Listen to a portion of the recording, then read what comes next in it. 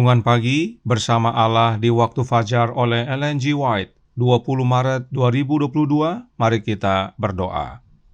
Bapa kami yang di sorga, Allah pencipta langit dan bumi, laut dan segala isinya, Allah yang maha besar, maha kuasa, sumber segalanya, yang kami sembah selalu melalui anak-Mu yang tunggal, Yesus Kristus. Terpujilah Yesus, anak Allah yang maha tinggi, yang adalah penebus, penolong, penghibur, pengantara kami. Pada pagi hari ini kami bersyukur boleh bangun dan berbakti, dan sebagaimana membaca dan mendengarkan nasihat firman-Mu, kiranya ini menjadi sukacita bagi kami, sebab Yesus mengerti.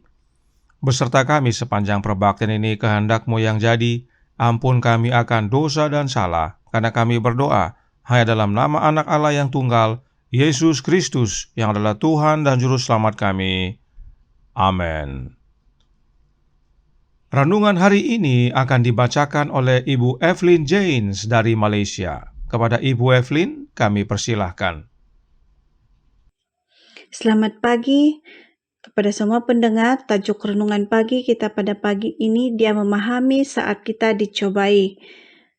Ayat tema diambil dalam Ibrani 2 ayat 18. Sebab oleh kerana ia sendiri telah menderita kerana pencobaan, maka ia dapat menolong mereka yang dicobai. Penggoda itu tidak akan pernah dapat memaksa kita untuk melakukan kejahatan. Ia tidak dapat mengendalikan pikiran kecuali pikiran itu diserahkan ke bawah kekuasaannya. Kehendak mesti setuju, iman mesti melepaskan pegangannya dari Kristus. Barulah Syaitan dapat menggunakan kuasanya atas kita. Tetapi setiap keinginan jahat yang kita sayangi memberikan kepadanya tempat bertumpu. Setiap perkara yang dalamnya kita gagal untuk mencapai standar ilahi merupakan sebuah pintu terbuka yang melaluinya ia dapat masuk untuk menggoda serta membinasakan kita. Dan setiap kegagalan atau kekalahan di pihak kita memberikan kesempatan bagi dia untuk mempersalahkan Kristus.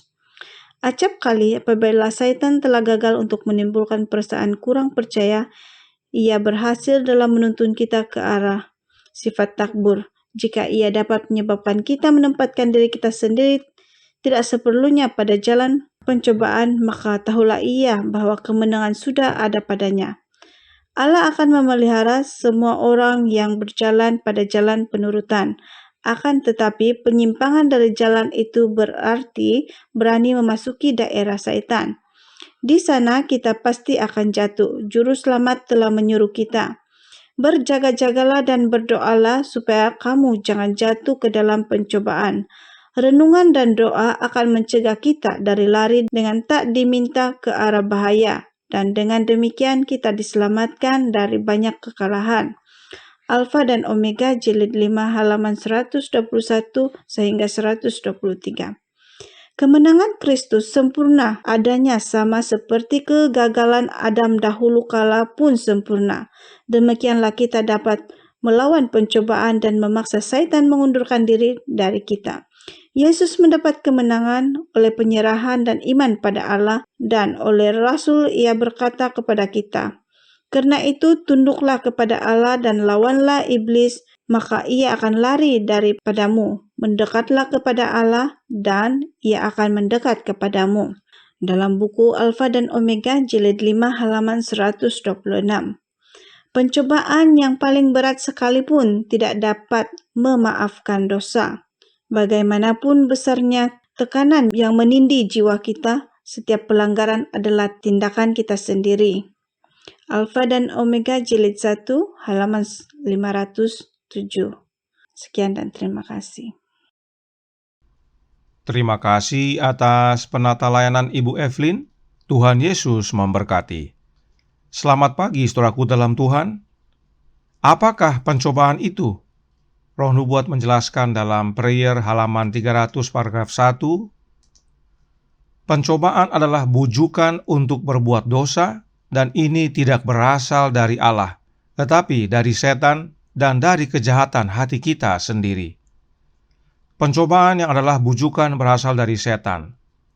Penggoda itu, yaitu setan, tidak akan pernah dapat memaksa kita untuk melakukan kejahatan.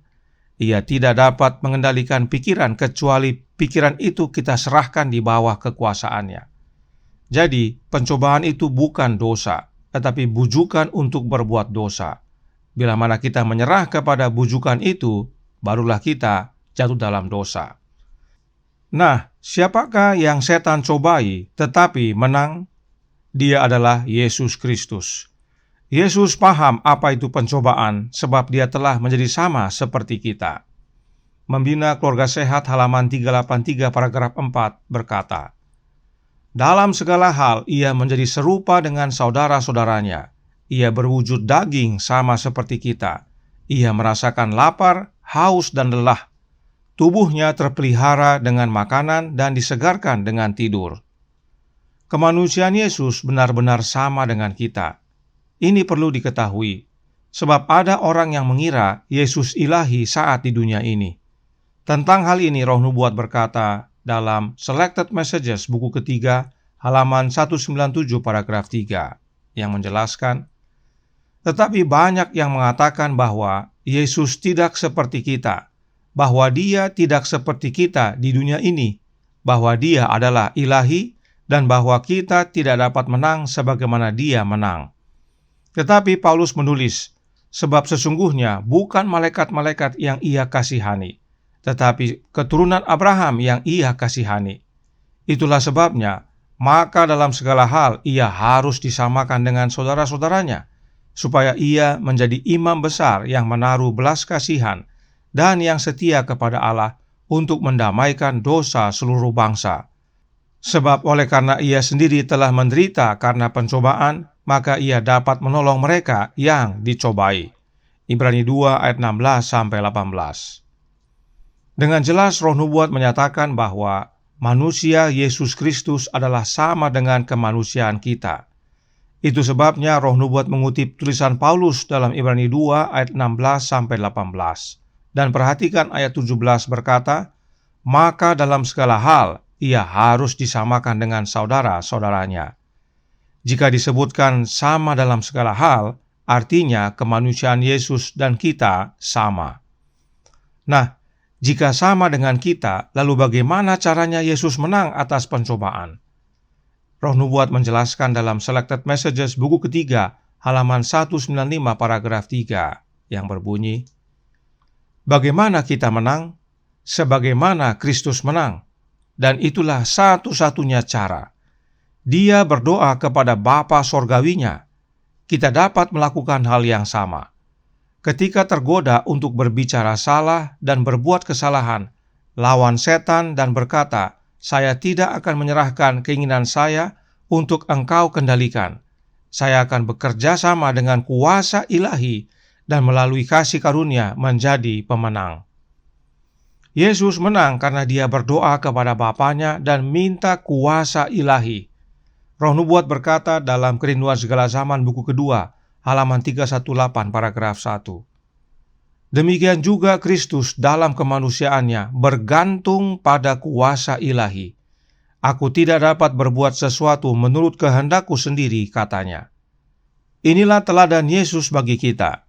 Kita pun dapat menang asal kita berdoa kepada Bapa dan minta kuasa ilahi, agar kita menang sebagaimana Yesus menang. Kuasa ilahi yang mana yang dimaksudkan? Kuasa ilahi dari Bapa tentunya.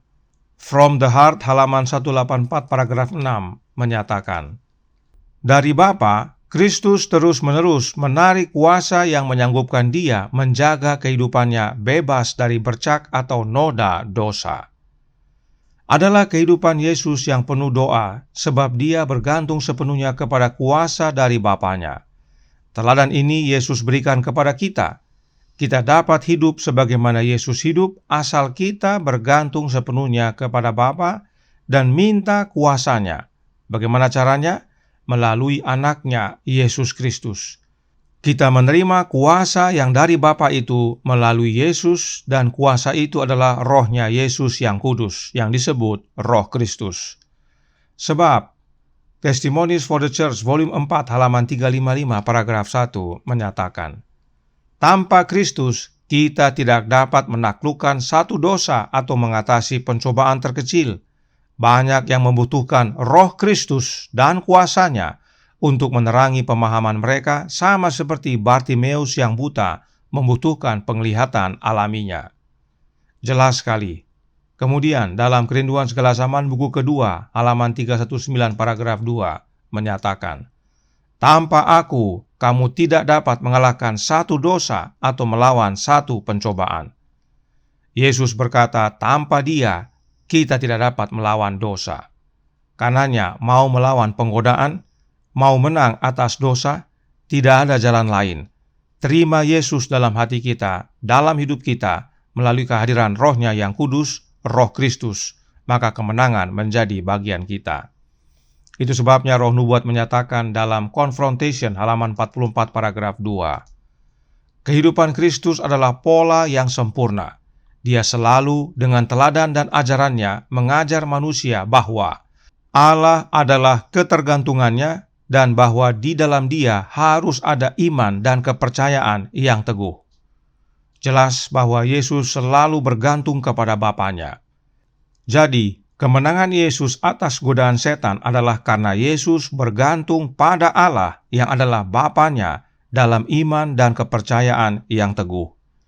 Inilah teladan yang Yesus berikan kepada kita, bahwa kita boleh mendapatkan kemenangan yang sama asal kita bergantung sepenuhnya kepada Bapa. Bagaimana caranya agar kita terhubung dengan Bapa? Tentunya melalui Yesus Kristus, Anak-Nya. Sebab tidak seorang pun datang kepada Bapa kalau tidak melalui Yesus. Oleh karena itu, Temperance halaman 135 paragraf 4 menyatakan, Kristus di dalam hati, Kristus di dalam hidup, inilah keselamatan kita. Yesus paham akan pencobaan yang kita alami, sebab Dia telah mengalaminya dan menang. Karenanya kebutuhan terbesar kita adalah kehadiran Yesus dalam hidup kita, dalam hati kita, agar kita menerima kuasa ilahi yang dari Bapa melalui Yesus, dan kita boleh menang sebagaimana Yesus menang, yaitu kemenangan yang sempurna. Tuhan memberkati, saya bawa dalam nama Yesus. Amin. Mari kita berdoa. Bapa kami yang di sorga, Allah pencipta langit dan bumi, laut dan segala isinya, Allah yang maha besar, maha kuasa, sumber segalanya, yang kami sembah selalu melalui Anak-Mu yang tunggal, Yesus Kristus. Terima kasih atas pekabaran yang menguatkan bagi kami pada pagi hari ini, bahwa Yesus memahami saat kami dicobai, sebab Dia telah menjadi sama seperti kami, dan telah mengalami pencobaan, dan menang, dan dapat menolong kami yang dicobai. Dan satu-satunya cara untuk kami dapat menang, sama seperti Yesus adalah dengan berdoa kepada Bapa, meminta kuasa ilahi yang adalah dari Bapa, dan itu kami terima hanya melalui satu jalan, yaitu melalui Yesus Kristus, Anak Allah. Karenanya, tolong kami ya Bapa, curahkan Roh Anak-Mu dalam hati ini, karena tanpa Kristus kami tidak dapat menaklukkan satu dosa atau mengatasi satu pencobaan terkecil sekalipun. Beserta kami ya Bapa, kehendak-Mu yang jadi, tolong kami sepanjang hari ini. Ampun kami akan dosa dan salah, karena kami berdoa hanya dalam nama Anak-Mu yang tunggal, Yesus Kristus, yang adalah Tuhan dan Juru Selamat kami. Amin.